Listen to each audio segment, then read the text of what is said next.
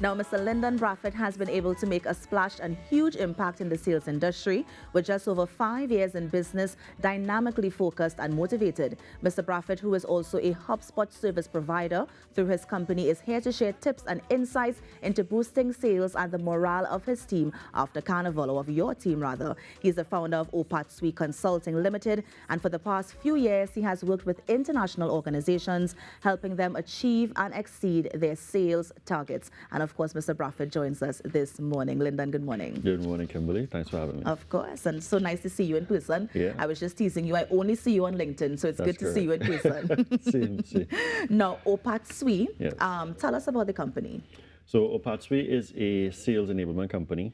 And when I say sales enablement, the name sounds really fancy, but it's Yes. really a bridge between helping sales teams with marketing teams and customer service teams gel better so that they can sell better to their customers. Nice. And how did you develop this concept? Because I know you have a background. This is in IT, where you used to work in the IT. Actually, what is yeah, with so- sales? So how did you get this whole thing to marry and form this company? So the background has always been in sales. I've worked in for about 5 or 6 different industries, but the one constant has been sales, and what I've been able to do is change how I sell based upon the different industries. And with the name in itself, the name is really along the lines of one person at a time, starting with yourself. So it's Yes. for sales leaders, for sales professionals. If it is that you want to become a leader in any particular space, or you want to grow in as relates to your sales, you have to now be able to sort of put yourself out there, but so lead via example from a leadership perspective, and also now set particular trends in terms of moving forward and stuff like that. So that's kind of how the name came about. I mean, there's a longer thing to that too, but we wouldn't have time for that this No, morning. of course. No, you mentioned trends, and so what are some of the trends that you notice, especially for as we talk about the Caribbean with sales, and how can we use that coming out of the Carnival season? Well, first let me start with a little negative and then we come into the positives. One of the biggest challenges I saw as to one of the reasons why I started the business in the first place was that we didn't always have a modern way of selling. So we have, and we still have it in the Caribbean, we have a very traditional transactional way of sell, even though every company has their buyer focus and customer centricity, but it's not that way because you can tell in the way that we sell. How do you go about changing that? One of the main things that we have to do as a trend, it should be some sort of buyer centricity. So sales reps need to have a better understanding as to what they should be doing right now. So sales managers, one of the first things that we need to do, look at what's important to the customer right now, look at what the goals are, but not just the goals of the customer, but also the goals of your salespeople. So once you are channeling your sales through the goals of the salespeople, you'll keep that drive in front of them. That's their own personal carrot. And of course, pushing the goal towards how your customers can be better in terms of what they do based upon your product or services. Yeah. So then is it that we're moving away from the traditional, this is a product that I want you to buy, and listening to what the customer has to say and then offering them That's that service? correct. Yeah. So because you want to be able to say, well, this product may or may not be a best fit for you. We can't just always be, well, customer wants to buy this. So we have a lot of organizations, traditional industries that are very transactional. And then what you tend to find coming up with that is that you have a lot of buyer's remorse. So it didn't work as advertised because maybe the sales rep didn't do a very good job in terms of making sure that this is the right fit for you. Yeah. But then how do we get the sales rep to understand the product as well? Is it as simple as just training them, or is it that they themselves have to buy into the product to sell it? Yeah, really good question. So training is always one, but the one component that's there is the customer.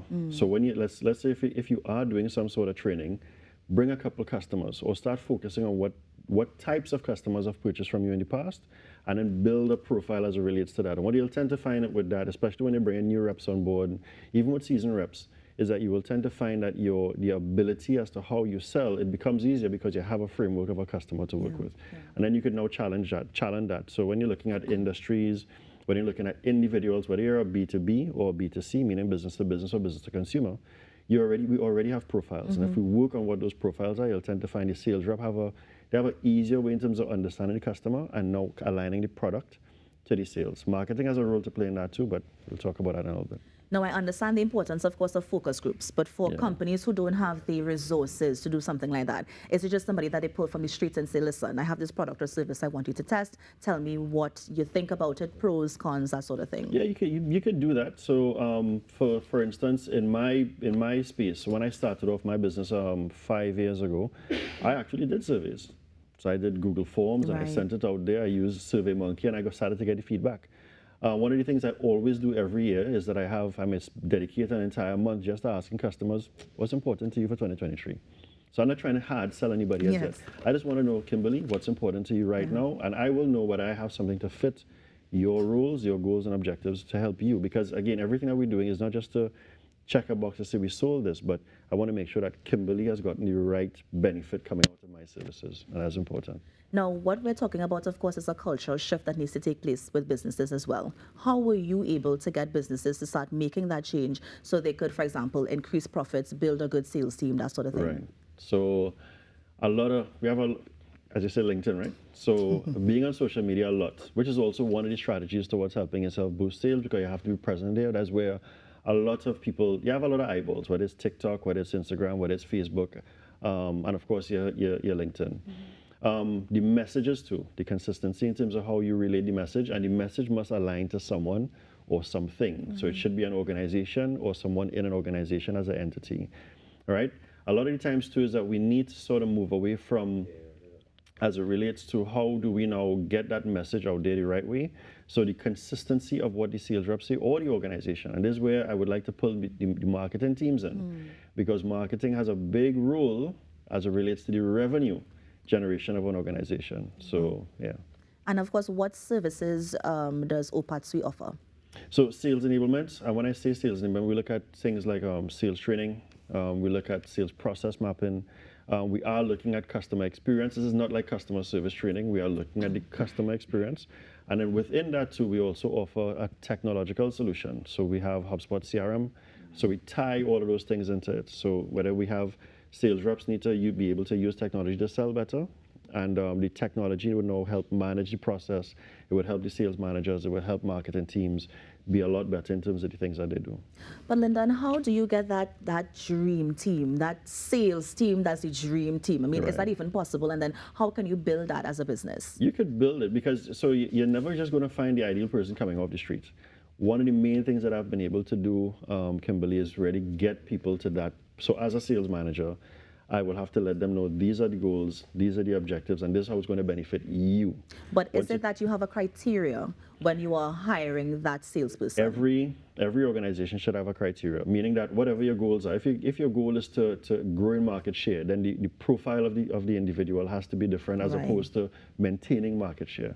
So if it is if I'm looking for farmers, then of course I'm going to have a profile as to people who can help me nurture my existing base. If I'm looking for people to grow, I'm going to maybe do a name drop here, like for instance, Digicel does it a lot. So if it is that they are now looking at doing this mass drive, you will see them, they'll go for the young folks just to do the drive. The influencers. Exactly, right?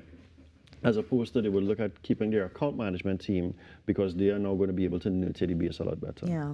Now, I know we are almost out of time, but I want you to offer some tips in terms of boosting sales performance. And I know people usually come to you for that. So just give us a few in terms of how businesses can boost their sales. One, start showing up a lot more on your social platforms. Two, make sure that your messages are aligned to your customers, right? And make sure that you're dealing with specific problems or things that's going to help them as it relates to benefit. Three, I would also say sales managers, you have a role and responsibility towards making sure that your people get better in terms of their skills. So always make sure that you are continuously learning in terms of the things that you do. And maybe leave those three for now. Of course. And of course, before you go, you mentioned HubSpot. What is terms like HubSpot and that sort of thing? Right. So HubSpot is a customer relationship management tool. So that helps you manage your sales, which is up to the front, marketing, which is going to be able to support the sales team, and of course at the end with your customer centricity. So as I say, with all the services that we provide, we use HubSpot, the tool, to now tie everything in a nice ribbon. So all of the CEOs and your CFOs, they can actually look at their business in real time, and it's a lot easier for them to pay attention and make faster decisions. Nice. And Lyndon, if anybody wants to reach you, of course, any LinkedIn handles, social media, that sort of thing. So it will be Opatsui, which is OPAATSWY, and that is on LinkedIn, Facebook, Instagram, and of course my number is 325-3745. Well, Lyndon, a pleasure to have you in. Thank you very much. I know that our viewers were listening, and I'm sure you're going to get some phone calls after this. So thank you so much for joining us. Thank you very much, Kimberly.